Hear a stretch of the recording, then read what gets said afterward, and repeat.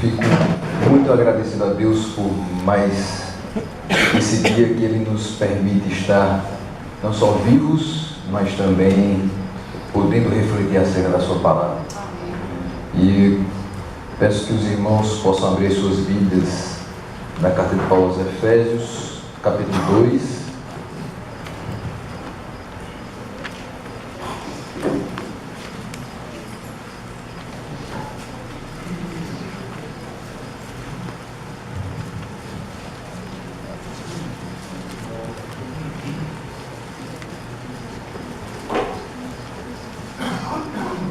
Nós leremos do versículo 1 até o versículo de número 10.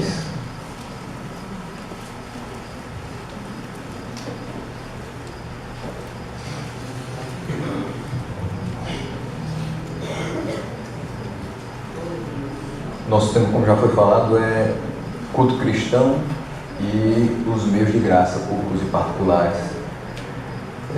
Também algo não fácil de se tratar, não pelas implicações simplesmente que traz, mas pela nossa responsabilidade como cristãos de fazer uso desses meios para glorificar o nome do Senhor com as nossas vidas.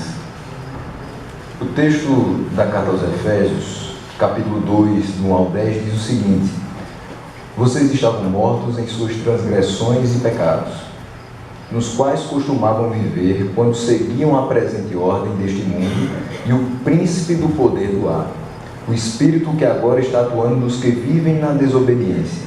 Anteriormente, todos nós também vivíamos entre eles, satisfazendo as vontades da nossa carne, seguindo os seus desejos e pensamentos.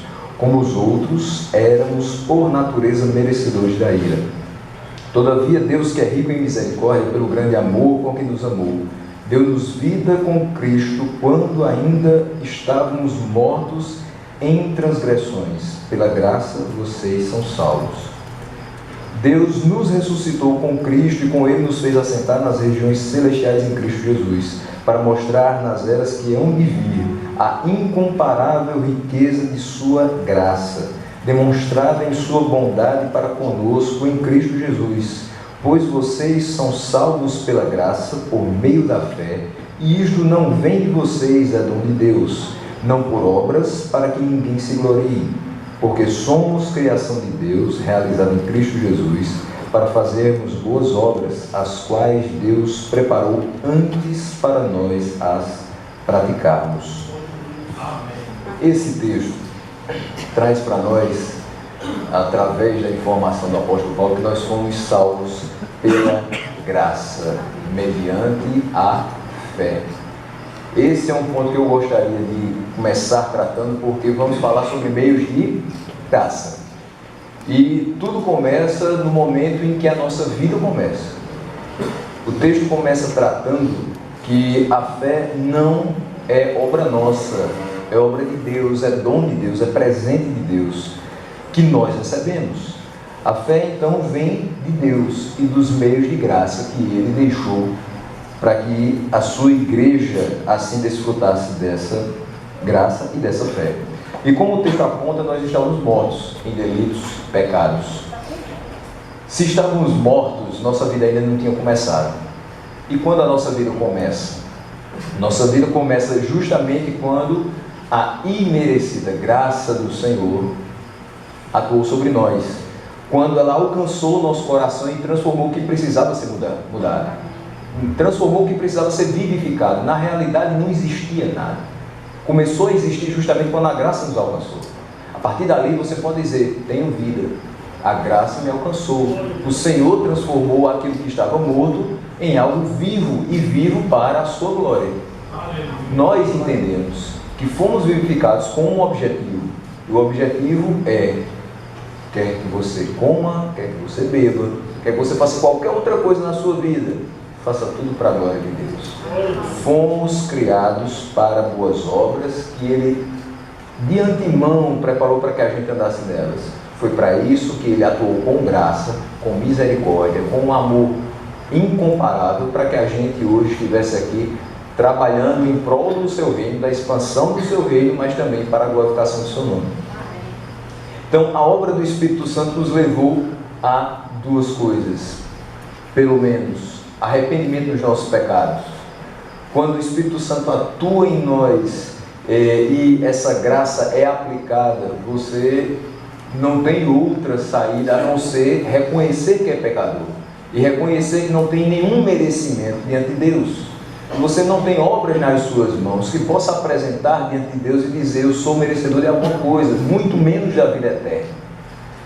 Por isso que nós enxergamos que de fato essa fé que pulsa muito forte nos nossos corações, que nos faz viver e viver para Deus, é dom dele, é presente dele. Não conquistamos, não trabalhamos para isso, não fizemos nada, não fomos bons o suficiente para que isso viesse até nós.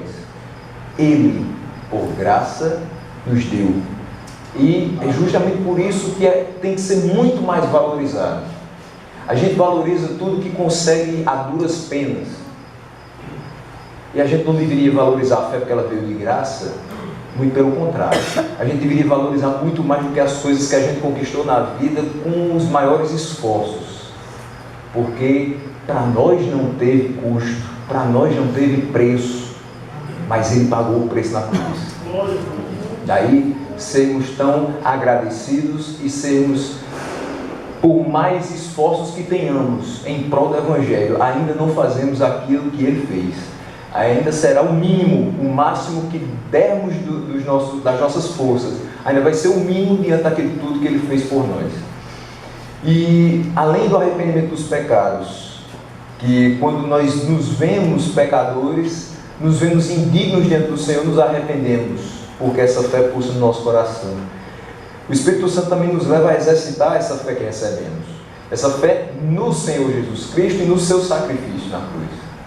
Não é uma fé na fé, como foi falado, não é uma fé no seu poder, não é uma fé no seu conhecimento, não é uma fé naquilo que você pode conquistar de material, é uma fé naquilo que foi conquistado na cruz, naquilo que faz parte de um plano perfeito e eterno de Deus Pai. E a salvação é uma obra da gloriosa graça de Deus e do seu Santo Espírito. Por isso que a gente, quando vai falar de graça, precisa começar falando, é o que possibilita a nossa salvação. Fomos salvos pela graça. Sua vida começou por conta da graça de Deus. Nossa vida continua dentro dessa esfera terrestre por conta da graça de Deus. A igreja está de pé, apesar dos pesares, por conta da graça de Deus. E se a vida começa pela graça, deve continuar da mesma maneira. Por isso, nós temos algumas passagens bíblicas que vão mostrar o quanto é importante que a gente batalhe por um viver santo ancorado na graça de Deus.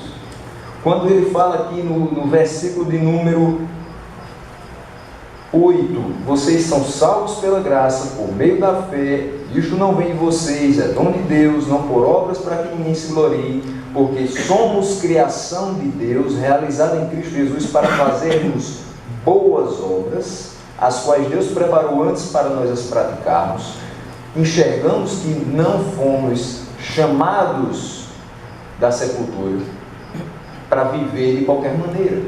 Não fomos chamados, quando ainda éramos mortos em delitos e pecados, para que a gente vivesse da maneira que bem entende. Fomos chamados para viver de modo santo. E esse modo santo precisa ser ancorado na graça de Deus, porque de nós mesmos não temos como alcançar esse viver santo, da maneira que Ele requer que nós vivamos. Por isso, precisamos o tempo todo pedir a Deus graça. Quando nós temos algo muito difícil para realizar, o que nós normalmente dizemos? Senhor, me dá graça. Quando temos um projeto que é grandioso e que sabemos vai trazer glória para Deus dentro da igreja, o que pedimos a Deus? Graça. Quando saímos das nossas casas, o que devemos pedir a Deus? Graça. A graça que nos sustenta. E Filipenses 2, versículo 12 e 13, principalmente a parte B do 12 e o restante do 13, a orientação é: ponham em ação a salvação de vocês com temor e tremor, pois é Deus quem efetua em vocês tanto o querer quanto o realizar de acordo com a boa vontade dEle. Ponha em ação, em outras versões, desenvolva a vossa salvação. Ou seja, viva como quem foi alvo da graça. Você é um salvo em Cristo Jesus. Você deve viver de maneira que reflita a obra que foi feita em você. E de maneira que as boas obras que você pratica não reflitam apenas a sua bondade. Porque nós, na realidade, não somos bons. Mas reflita a bondade de Deus e a graça dele sobre você.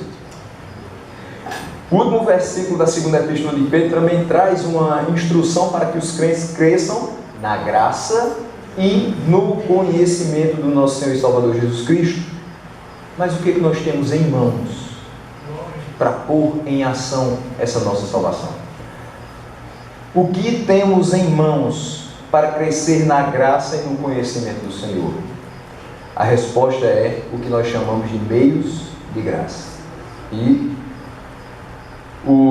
para definir essa expressão meios de graça, o Catecismo de Westminster diz que são os recursos visíveis e comuns pelos quais Cristo transmite à sua igreja os benefícios de sua mediação, ou seja, da sua morte.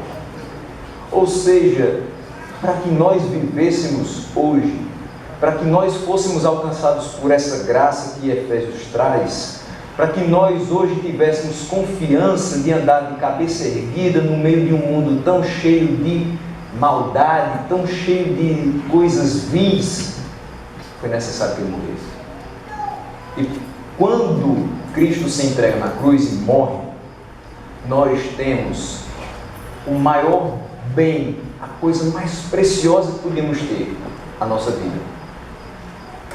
Mas também precisamos enxergar que a morte para nós não pode ser algo ruim, porque também ganharemos um segundo presente dos mais preciosos que podemos ter quando nós morrermos: a vida eterna.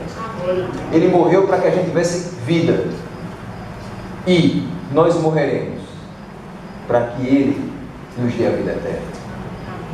Já foi conquistada. Não temos que batalhar por ela, mas temos que desenvolver a nossa salvação.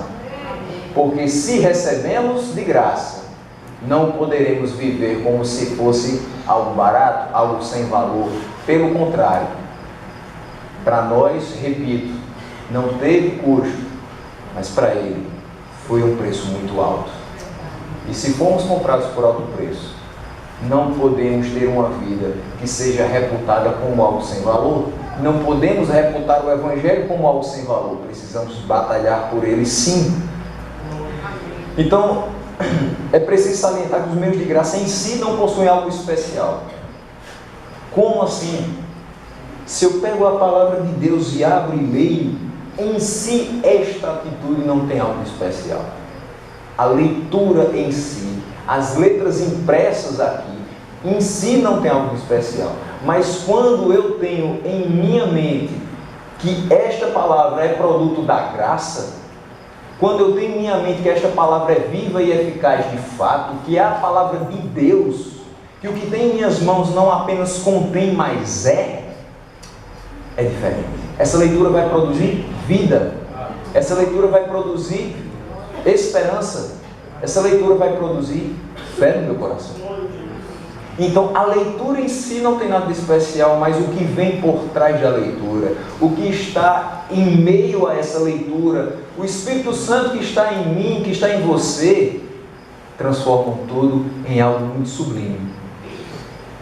Então, nós não devemos atribuir eficácia a eles pelo puro uso de cada um.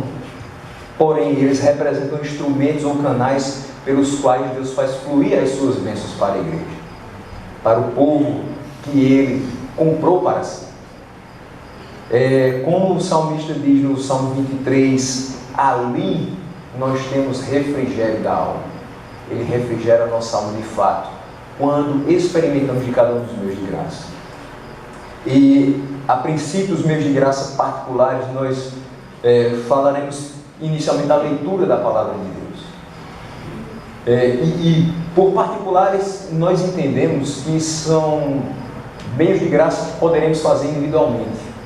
Porém, é interessante também que não somente façamos individualmente, mas que façamos coletivamente, e aí é que surge a questão pública desses meios de graça. Quando olhamos para a palavra de Deus e falamos de leitura como meio de graça, eu costumo pensar a respeito de subirmos à casa do Senhor para ouvir a voz de Deus. E geralmente fazemos a oração quando temos a oportunidade, pelo pregador da noite: Senhor, fala conosco. E nada mais legítimo do que dizer isso no momento da pregação da palavra, porque quer escutar a voz do Senhor, leia a sua palavra. A palavra de Deus é a voz dele ecoando através dessas linhas sagradas para que eu e você tenhamos condições de ter o viver santo que ele requer de nós. É aqui que a gente encontra os subsídios necessários para enxergar que a capacitação vem dele e é graça. É aqui que a gente enxerga que, por mais limitados que sejamos, se estamos ancorados nele, conseguimos suportar todas as limitações, conseguimos transpor todas as barreiras e podemos ser mais que vencedores naquele que nos amou. Nas páginas das Sagradas Escrituras, o Senhor manifesta a voz que é capaz de levantar mortos. É por isso que é meio de graça. É nessa palavra que Ele dá direção às vidas de quem o segue. Não somos perdidos, não estamos perdidos, porque aqui nós temos as diretrizes. Não só para a minha vida individualmente, não só para a minha vida como esposo, não só para a minha vida como filho, mas para a minha vida como crente em Cristo. A minha vida como igreja de Cristo. A minha vida como um órgão vivo que precisa impactar uma sociedade que está morta. É aqui que eu encontro todas as informações, todas as orientações que eu preciso. A Bíblia revela os princípios por meio dos quais nós seremos julgados, mas também informa um padrão de comportamento. É muito fácil a gente observar os padrões de julgamento e querer utilizá-los contra outras pessoas, mas todos nós seremos julgados por esse padrão. Mas, para que nós não sejamos alvos do padrão mais rígido desse julgamento, ele deixou o padrão de comportamento a ser seguido. Se queremos ser achados sem faltas, se queremos nos apresentar, mesmo que de forma muito frágil, mas de uma forma pelo menos digna diante do Senhor, temos o padrão a ser seguido. Temos aquilo que é necessário que façamos dia após dia, para que Ele não se envergonhe de nós, para que Ele não se entristeça conosco e para que a gente também não faça o Evangelho cair discreto. Se estamos nesse mundo e somos embaixadores de Deus, mensageiros dessa palavra gloriosa, não podemos fazer com que nossas vidas soem muito mais alto do que aquilo que temos em mãos. O meu testemunho precisa ser coerente com aquilo que eu recebo. A palavra de Deus tem que ser muito mais decisiva quando as pessoas fizerem qualquer juízo de valor a respeito de mim do que as minhas atitudes. E as minhas atitudes devem ser segundo o padrão que foi expresso pela palavra. E o padrão que foi expresso pela palavra é altíssimo. Altíssimo. Basta observar que no começo do Evangelho de Mateus, nós temos que, se antigamente na lei mosaica alguém matava o seu próximo, era passivo de condenação. Mas agora, se eu me aborreço do meu irmão, eu sou passivo da mesma condenação. 1 João traz que se você odeia o seu irmão, você é homicida dele. Olha que padrão muito mais profundo do que simplesmente agir com as próprias mãos. O pecado não está simplesmente na consumação da coisa, porque a consumação começa aqui. Somos alvos de tentações e que a nossa mente vagueie por inúmeros pensamentos maus, todos os dias. Mas todos os dias, se buscarmos a palavra do Senhor, cuja leitura é meio de graça para nós, esses pensamentos não mais passarão por nós. Esses pensamentos não mais se consumarão em pecado de fato. Nós glorificaremos ao Senhor por um viver santo, seguindo a palavra dele, que é meio de graça para nós. Não só há um padrão de comportamento que é expresso pela Bíblia, mas há um padrão de pensamento e um padrão de crença que deve ser observado por cada ser humano, de um modo a que a gente tenha a glória de Deus sendo preservada e promovida. Não basta preservar, devemos promover também.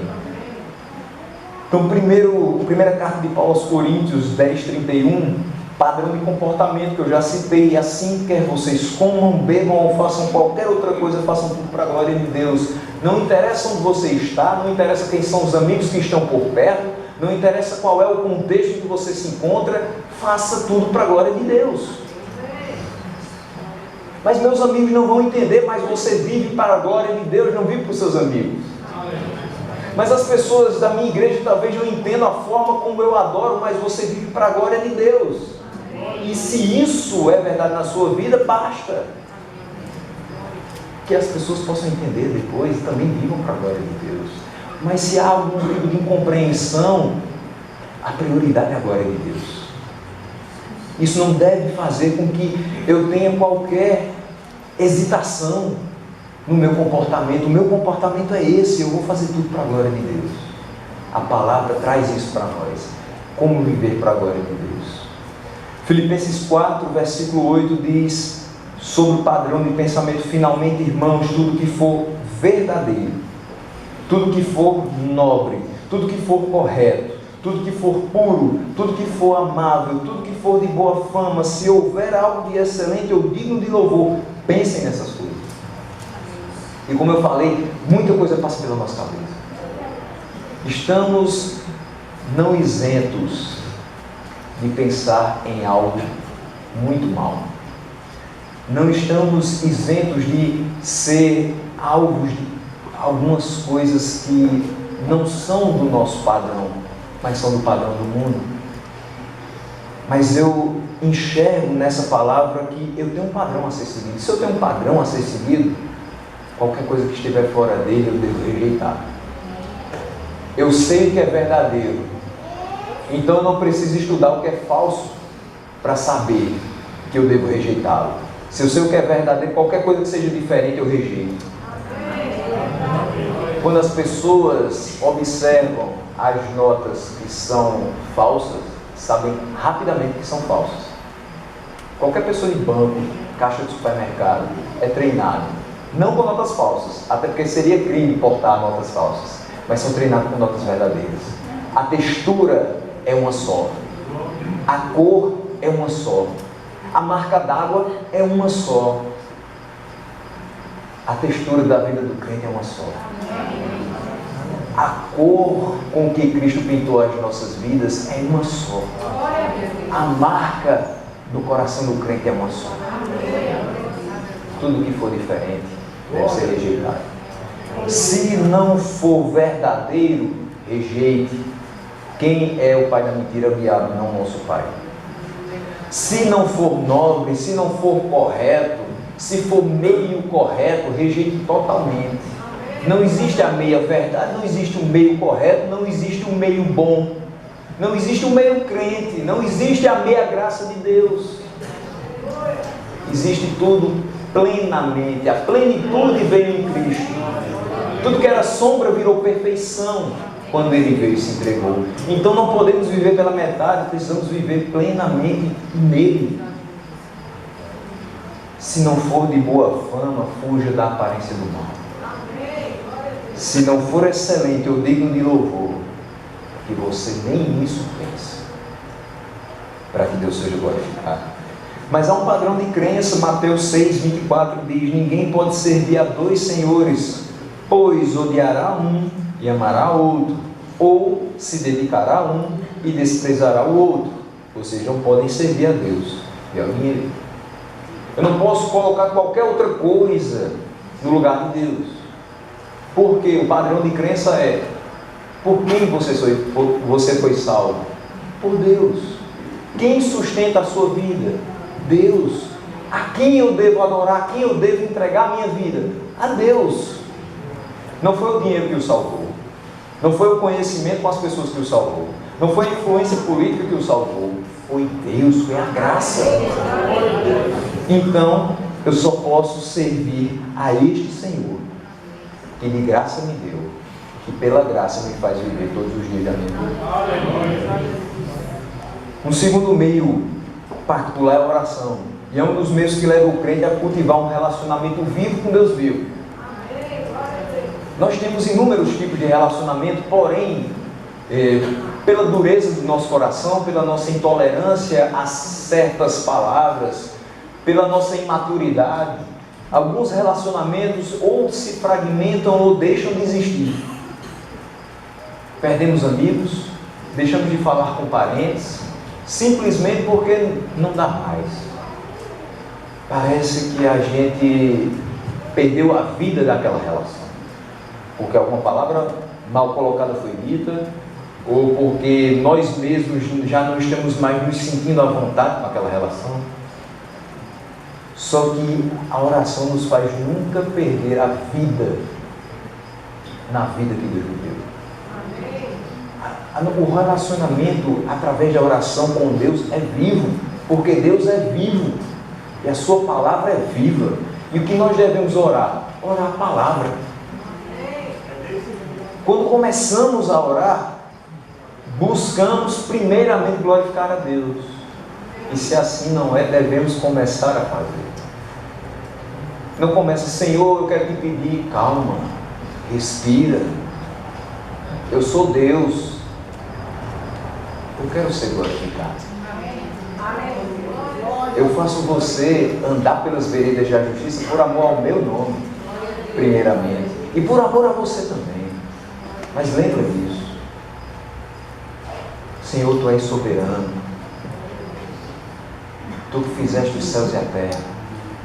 Tu que és todo poderoso. Te damos glória, te damos honra, te damos louvor. E por sabermos que Tu tudo podes, te rogamos tudo que precisamos. A oração deve começar dessa forma. Reconhecendo que temos um relacionamento vivo com Deus vivo, com Deus que é poderoso, com Deus que sara, com Deus que cuida, com Deus que se preocupa com cada um de nós. E é por isso que Ele deixou as diretrizes, para que a gente não ficasse perdido sobre a face da terra. Mas reconhecer é sempre bom. Envolve conversar com Deus, e a gente geralmente diz para as crianças, olha, o que é orar? É falar com Deus, é conversar com Deus.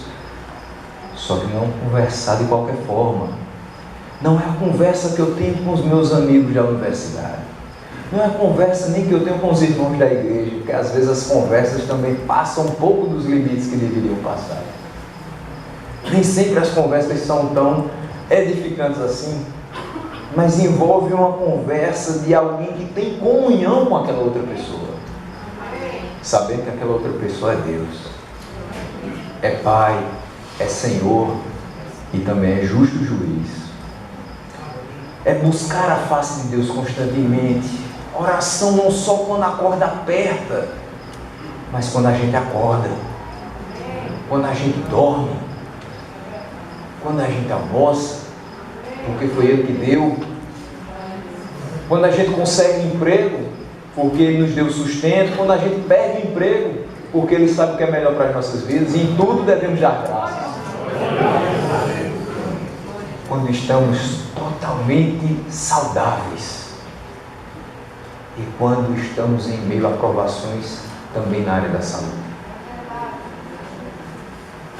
E alguns textos exemplificam algumas orações que foram feitas.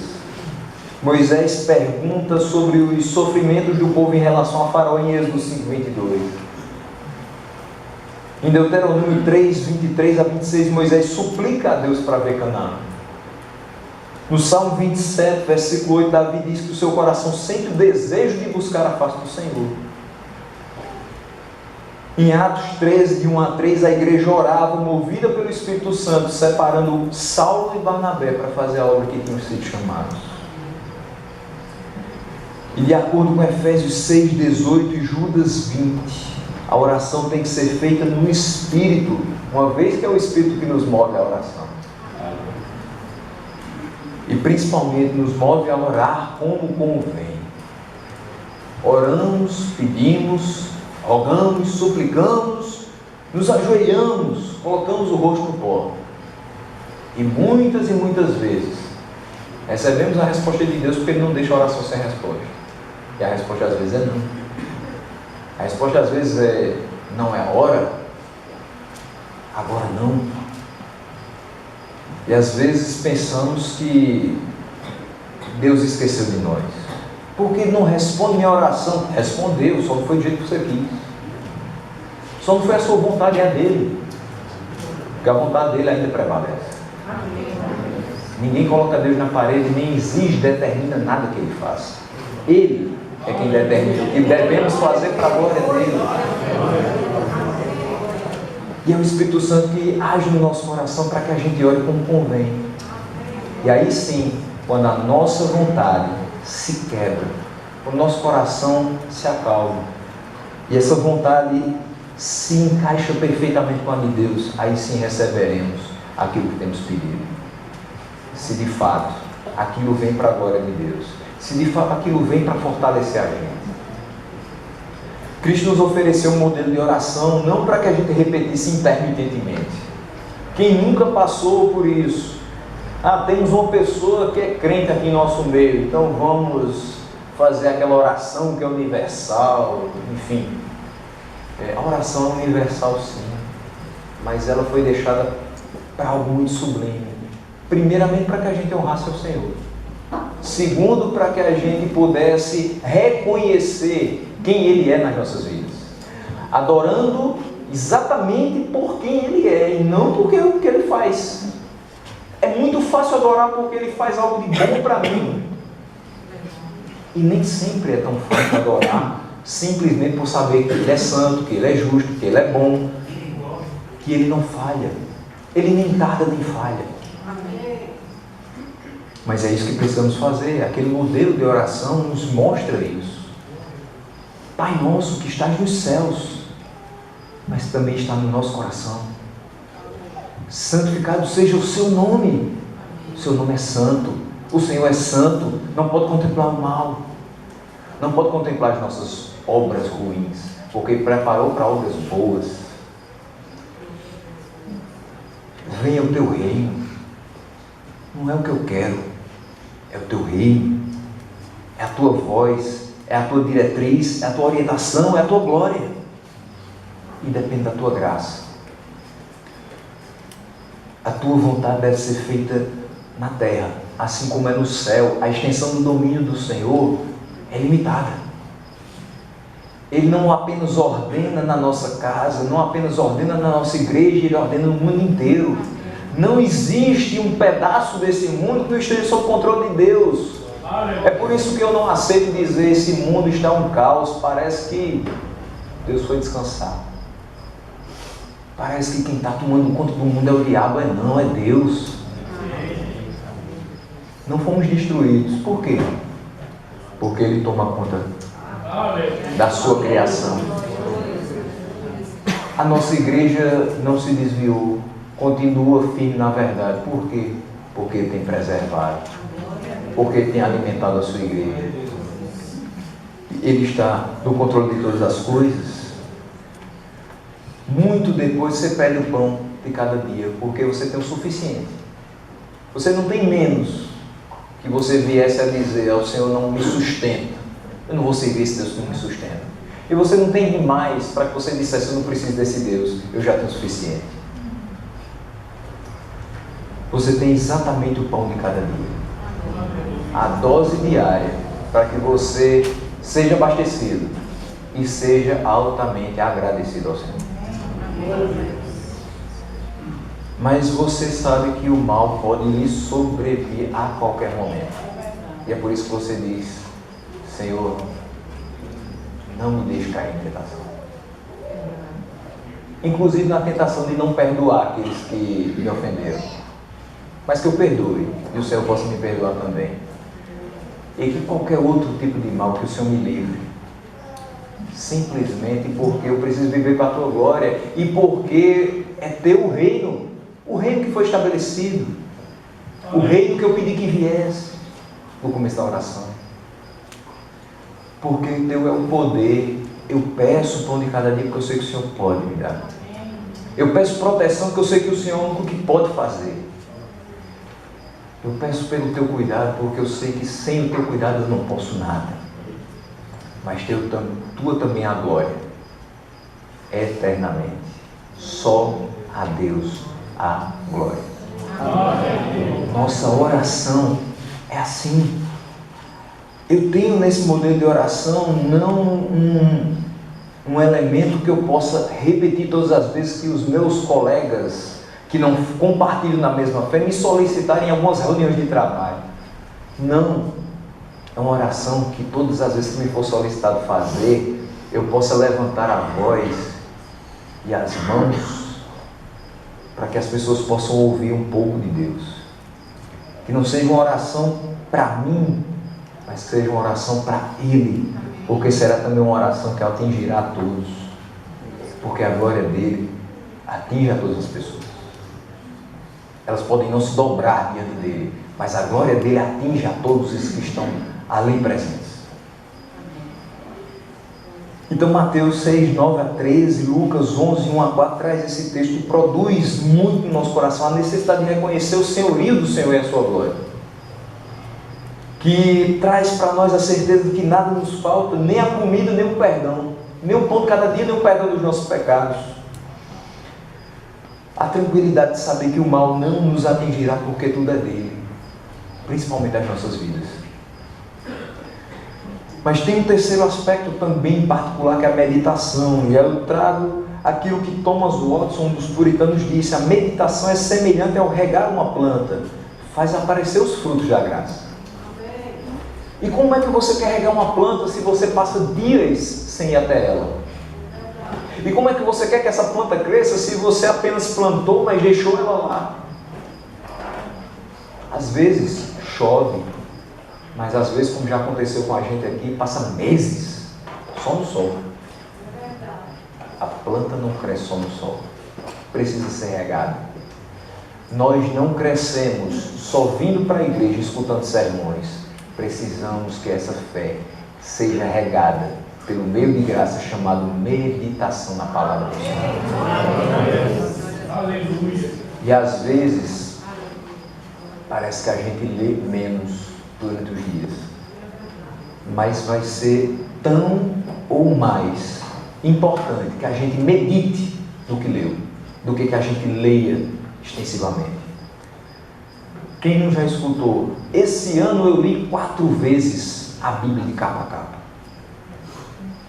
É altamente legítimo, longe de mim criticar qualquer questão a respeito disso. Leia mesmo. Mas só fica uma pergunta: o que é que ficou da leitura? A leitura da palavra não é o meio de graça? Da mesma forma é a meditação dela. E se eu apenas leio, eu posso ler de forma dinâmica, eu posso ler de forma prazerosa, ler ludicamente, sem observar pontuações, sem observar o que tem de mensagem naquele texto, sem observar as implicações daquele texto para a minha vida. A leitura precisa ter meditação. E às vezes você lê menos, porque você está meditando. 1 mês em o Senhor é o meu pastor, ponto e vírgula, nada me faltará. É meditação para o ano inteiro. Estou colocando só 1 mês. O Senhor é o meu pastor. Eu não sou dono da minha vida, é Ele. O meu trabalho não é o meu sustento, é Ele.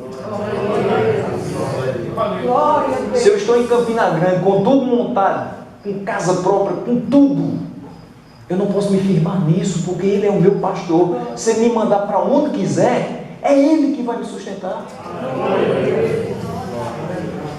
Eu não posso pensar que ter 1 ou 2 filhos é suficiente, porque é Ele que sabe se 4 ou 5 ou 6 vai ser bênção para a minha vida e glória para Ele. Eu não posso tolher a ação de Deus, porque é Ele que é o meu pastor e não eu que sou o pastor dele. Eu sou o servo e Ele é Deus. Por isso nada me falta. Nem as provações, que segundo Tiago devem ser motivo de grande alegria, porque essa provação produz perseverança. Essa perseverança com ação completa vai produzir crentes maduros e íntegros para a obra do Senhor. Precisamos regar essa planta e fazer aparecer os frutos dessa graça. Charles Spurgeon apresentou uma excelente instrução ao declarar: nossos corpos não sustentam-se apenas por ingerir o alimento através da boca, mas o processo de digestão resulta em músculos, nervos, tendões e ossos. Por meio da digestão, o alimento exterior é assimilado pela vida interior. O mesmo acontece às nossas almas. Elas são nutridas não apenas por aquilo que ouvem aqui e acolá. Ler, ouvir, observar e aprender. Tudo exige uma digestão interior. E a digestão interior da verdade ocorre através de meditarmos nela. É isso. É sair da escola dominical e dizer: você ouviu o que foi falado? Eu tirei algumas conclusões. Vamos discutir a respeito disso, porque tem muita coisa que eu aprendi, tem muita coisa que eu ainda tenho dúvida. Domingo que vem eu vou perguntar. Sai realmente degustando o que foi falado, digerindo o que foi dito. Pega a Bíblia de novo, vai lá. É isso mesmo? É. Não é? Vou perguntar de novo. Vou falar com o pastor, vou falar com quem pregou. Eu vou saber porque não é da mesma forma que eu li na palavra. Faça essa planta crescer. Faça com que a sua fé não morra. Medite na palavra. O Salmo 1, versículo 1 e 2. Como é feliz aquele que não segue o conselho dos ímpios, não imita a conduta dos pecadores, nem se assenta na roda dos zombadores. Ao contrário, a sua satisfação está onde? Na lei do Senhor. E nela medita dia e noite. Dia e noite. Mas a vida está muito corrida. Dia e noite. Mas eu trabalho muito. É dia e noite. Mas eu já não estou nem conseguindo orar. Já estou indo dormir. Eu começo: Senhor meu Deus, e já estou no terceiro sono. É dia e noite. Para crescermos na graça e no conhecimento do Senhor, é meditar dia e noite, dirigindo o trabalho, pensando na maravilha que o Senhor tem feito na sua vida, trabalhando junto com ímpios e com crentes, e pensando: Senhor, como Tu és bondoso, eu estou vivo, estou trabalhando, o Senhor tem me dado a dignidade de manter a minha casa, através de tudo que o Senhor tem feito. Salmo 119, 15 e 16. Meditarei nos teus preceitos e darei atenção às tuas veredas. Tenho prazer nos teus decretos, não me esqueço da tua palavra. Eu não me esqueço. Em qualquer que seja a situação, eu não me esqueço. Mas eu preciso me concentrar nas minhas atividades. Eu sei. Se concentre nas suas atividades e faça o melhor que você pode. Para a glória de Deus. Devemos ser os melhores que pudermos. Não os melhores de cada categoria profissional, mas os melhores que pudermos, porque essa é a vontade de Deus. Para que Ele seja visto e nós estejamos em segundo plano. Porque o que resta na nossa existência quando formos embora, não é o título que você conseguiu, não é nem ao menos a forma como você conseguiu galgar novos degraus profissionalmente. O que fica é o que você deixou de palavra de Deus implantar no coração das pessoas, através do seu testemunho, mas também através da sua pregação da palavra. Em tudo. O seu legado não pode ser algo que você construiu. Nossa, eu fiz 3 casas muito bonitas. O seu legado também foi a criação dos seus filhos. Eu deixei um filho médico, um advogado, um engenheiro. O seu legado é: eu vivi segundo a palavra de Deus. Isso pode não lhe trazer riqueza material. Isso pode fazer com que você na terra até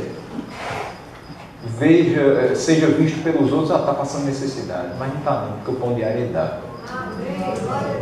Mas isso vai trazer uma riqueza incomparável, a riqueza da graça de Deus na sua vida.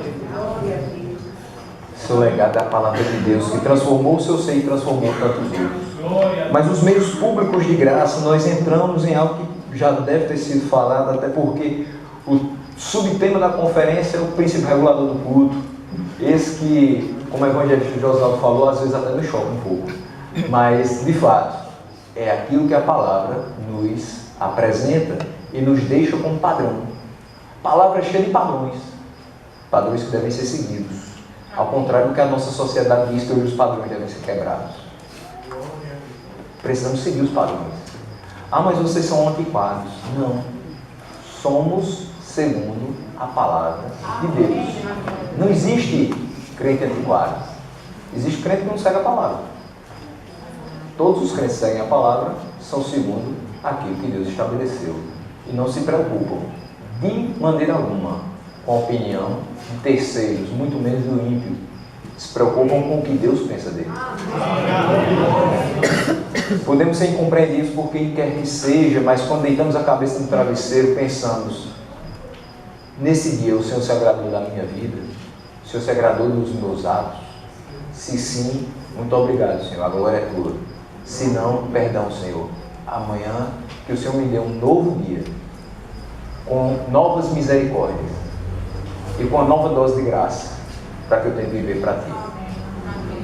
O culto público solene, a reunião para adoração, o primeiro meio público de graça, nós entendemos pela palavra de Deus que Ele nunca tensionou que você fosse crente sozinho. Não. Por isso que hoje nós precisamos enxergar que Ele ordenou que por meio da reunião coletiva para adoração, o crente recebesse bênção e ajuda divina para os dias futuros. E como é que você vai conseguir isso sozinho na sua casa? Mas a minha igreja não está indo lá muito bem. Trabalha para que ela melhore. É muito fácil soltar as cordas, mas estamos nas trincheiras com um inimigo voraz. Mas maior é o que está em nós do que o que está no mundo. E se é assim, seguremos essas cordas. Meditemos na palavra.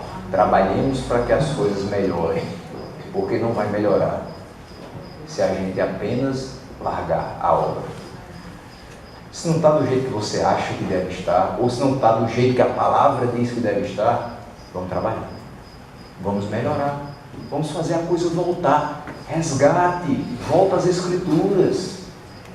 Para que o caminho seja endireitado. Não dá para ser desigrejado, principalmente numa época dessa.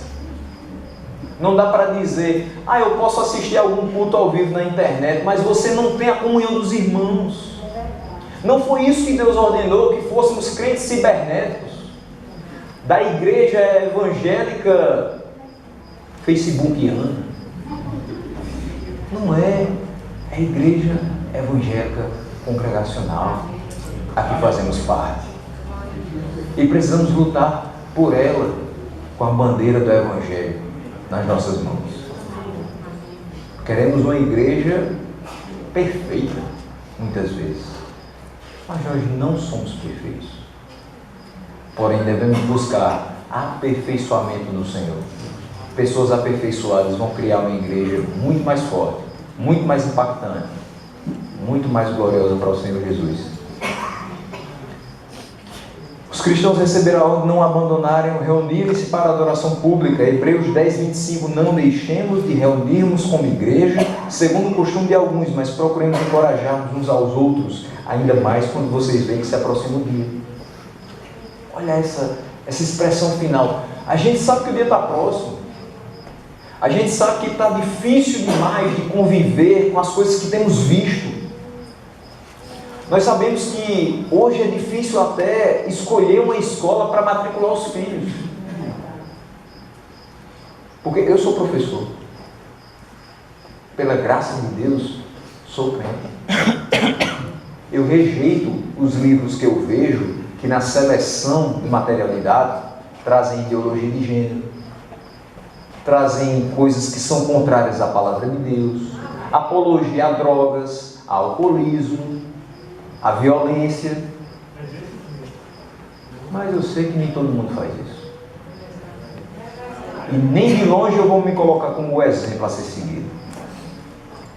Eu só peço a Deus que nos fortaleça para que a gente resista a tudo isso. Se a gente tem que ser fortalecido junto, tem que estar junto em culto também. Ele deixou isso para que a gente não deixasse de se reunir, mas cada um encorajasse o outro, porque o dia está próximo. Se não for na coragem de ser crente, de falar do Evangelho, de viver de forma diferente, não dá. Não dá mesmo. Os elementos do culto, da adoração pública, são a leitura pública das Escrituras, que é o meio de graça, acompanhada da pregação e do ensino, o cântico de salmos, hinos e cânticos espirituais, ofertas e orações. Passou disso, já sabe, rejeito. Culto é para Deus. O culto é para Deus. Se Ele disse que é assim, segue. Tenho certeza que Ele não só ficará muito mais alegre, mas será muito mais glorificado quando a gente fizer aquilo que Ele mandou. Mas o culto ficou muito básico, parece que ficou meio parado. Não, é o que Ele mandou. Se ficou parado alguma coisa, ficou meio monótono, você achou que ficou muito diferente, faça com vida. A coisa fica meio melhor. Cante, convida. Pregue, convida. Ore, convida. Oferte, convida. E vá para casa abençoado. O que é que nós temos em Romanos 10, 16, 17? Isaías perguntava: quem deu crédito à nossa pregação? Quem creu na nossa mensagem? A mensagem deve ser pregada. A fé vem pelo ouvir a mensagem. E essa mensagem é através da pregação das Escrituras Sagradas. Precisamos pregar. Nos cânticos, ofertas, orações, nós falamos com Ele. Ele tanto nos deu que agora nós o retribuímos. Muitas vezes de uma forma tão pequena, tão sem jeito, e mesmo assim Ele recebe. Por misericórdia, por amor, por saber que somos limitados até o dia que estivermos junto com Ele. Ainda que esses dois elementos da adoração sejam importantes, os cantos, ofertas, orações, a pregação da palavra é vital. Às vezes a gente fica meio que se prendendo para não dizer. Vamos para um momento mais importante do culto, da pregação da palavra. Parece que não casa, porque o culto inteiro é importante. Tudo deve ser feito para a glória de Deus, então tudo é importante. Nos louvores, a palavra é pregada. Nas orações, a palavra é pregada quando oramos como convém. Nas ofertas, a palavra é pregada porque precisamos ofertar. É uma ordenança para nós. Não é algo do outro mundo, não. Não é algo desse mundo, não. É algo que foi ordenado. Não devemos questionar por questionar, devemos apenas entregar o nosso coração. Irmãos, muita gente tem falado de dízimo. Não é 10%, não é a vida toda. Não é entregar 10% do seu salário quando foi debitado na conta, não. É entregar a sua vida em louvor a Deus. Essa é a sua oferta. Não podemos fazer questão por conta de alguns trocados, se Ele deu a vida por nós, se Ele deu sangue por nós. A gente precisa fazer o nosso máximo, sem pestanejar. Então a pregação da palavra é de fato um momento mais importante, porque é um momento em que nada vai nos distrair, porque estaremos firmados nessa palavra. Temos que ser fiéis a essa palavra. Toda a nossa atenção é para essa palavra. E se por um acaso acontecer de a gente não ter orado como convém, a gente não ter ofertado por alguma coisa, ou os irmãos não terem cantado aqueles hinos tão cristocêntricos, mas se a palavra for pregada de verdade, vai ter edificação no culto.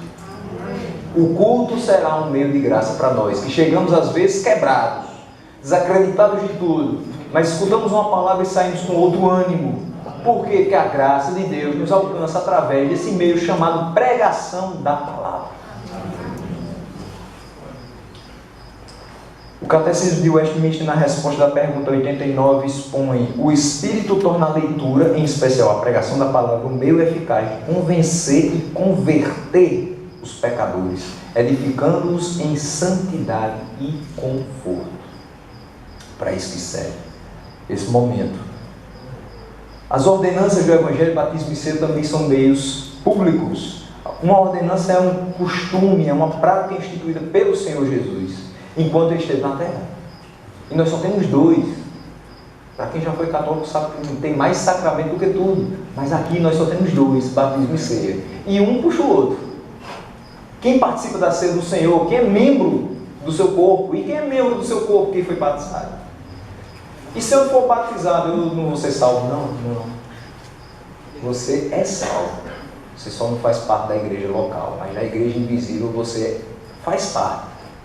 Desde o dia em que o Senhor se entregou por você. Você nem estava no ventre da sua mãe. Mas você já fazia parte do plano dele. Assim afirma o Salmo 139. Então, nas igrejas verdadeiras, genuínas, há apenas essas duas ordenanças. E o batismo é a primeira, onde ele ordenou que fosse realizado pelos apóstolos e igrejas até o fim dos tempos. É só observar Mateus 28, 18 a 20. É reservado somente para os crentes, aplicado só para os que foram convertidos e salvos. É qualquer pessoa que deve ser batizada? Não. É por isso que a gente tem discipulado, é por isso que a gente caminha com aquele novo crente, é por isso que é dito: precisamos continuar pregando e tratando as pessoas. Não pode chegar aqui, levantou a mão, batizado no outro dia, ou no mesmo dia. Que bom seria que a gente tivesse o discernimento do Espírito Santo, que toda pessoa que chega à frente, entregando sua vida a Deus, deveria ser batizado. Que se tivesse um pouquinho de água aqui, a gente batizaria. Traria para o seio da igreja, traria para a comunhão dos santos. Mas hoje a gente passa por um nível de desconfiança tão grande, até com quem é batizado, quanto mais com quem ainda não foi. Não deveria ser assim. Nós deveríamos entrar por essas portas e sentir um amor, como realmente fazemos parte de uma família só. São irmãos. Mas não podemos contar algumas necessidades para alguns irmãos, porque no outro dia o jornal está com a primeira página com o rosto da gente estampado. E que pena que nós às vezes dizemos que não podemos contar com ninguém dentro da igreja. Somos membros uns dos outros. Somos engrenagem. Somos peças da mesma engrenagem. Não dá para separar a gente, não. Então, que a gente possa ser crente de verdade. Em resumo, ser crente de verdade. O batismo está reservado para eles. Atos 2:41, os que ouviram a pregação da palavra por Pedro e creram, foram batizados. O ponto é crer. Quem crê e for batizado será salvo. Porém, quem não, será condenado. Você não passou pelo batismo, chegará o dia. Mas se você não creu, não chegará o dia de encontrar com o seu Senhor e entrar nas bodas do Cordeiro. Tem que crer. Crer e aí sim ser batizado. Foram batizadas pessoas ali, houve um acréscimo de cerca de 3.000. No versículo 8 de Atos 18 diz: Crispo, o chefe da sinagoga, creu no Senhor, ele e toda a sua casa. E dos coríntios que ouviam, primeiro ponto, e criam, muitos criam e eram batizados. Muitos criam e eram batizados. Todos? Todo mundo vai crer em Deus? Todo mundo vai se dobrar diante dele quando você abrir a boca e pregar o Evangelho? Mas dos que creram, que foram muitos, foram batizados. A ceia do Senhor é a segunda ordenança instituída por Cristo à igreja. Não é um sacrifício oferecido a Deus, mas é um ato memorial. É uma comemoração daquela oferta que Cristo fez de si mesmo, uma vez por todas na cruz, em pagamento dos nossos pecados. E sempre que nós participamos, fazemos em memória de mim. É o que o texto de 1 Coríntios 11, 24 e 26 traz. Os elementos, o pão e o vinho, representam dois aspectos diferentes do sacrifício de Cristo, é o seu corpo e o seu sangue. Não se transformam, mas representam. E é por isso que o momento de Santa Ceia é tão importante, é tão sublime. Quando nós somos orientados a examinarmos a nós mesmos e comermos do pão e bebermos do cálice, deveria ser algo, uma dor mortal, o dia que você se examinasse e dissesse: hoje eu não vou tomar, não estou apto a participar da mesa do Senhor. Realmente é de partir o coração, porque Ele se entregou para que você participasse da mesa dele. Não deixe passar. É doído demais saber que você não vai sentar na mesa com o Pai, que você não vai receber aquilo que Ele entregou para você, que você não vai lembrar do sacrifício dele com alegria, com amor e muita reverência, muito temor. A comunhão com os irmãos é um terceiro e penúltimo ponto. Comunhão significa compartilhar junto, significa ter vida compartilhada, vida em comum. O povo de Jerusalém, em Atos 2, tinha tudo em comum. Isso é comunhão. Ter tudo em comum, uma vida compartilhada, uma vida que tem o mesmo objetivo: glorificar Deus. Todo mundo sobe à casa do Senhor com o mesmo objetivo: vamos adorar o Senhor. Mas quando isso não existe, não há comunhão. Até porque não é a gente que produz, é Ele. Quando Ele produz comunhão de lá para cá, há compartilhamento e comunhão aqui. Quando não existe essa ligação divina, pode fazer o que quiser. Comunhão é uma das profundas verdades que nós compreendemos após a conversão, a necessidade de estar junto com a igreja. Comunhão não significa se reunir com outros crentes para falar de esporte.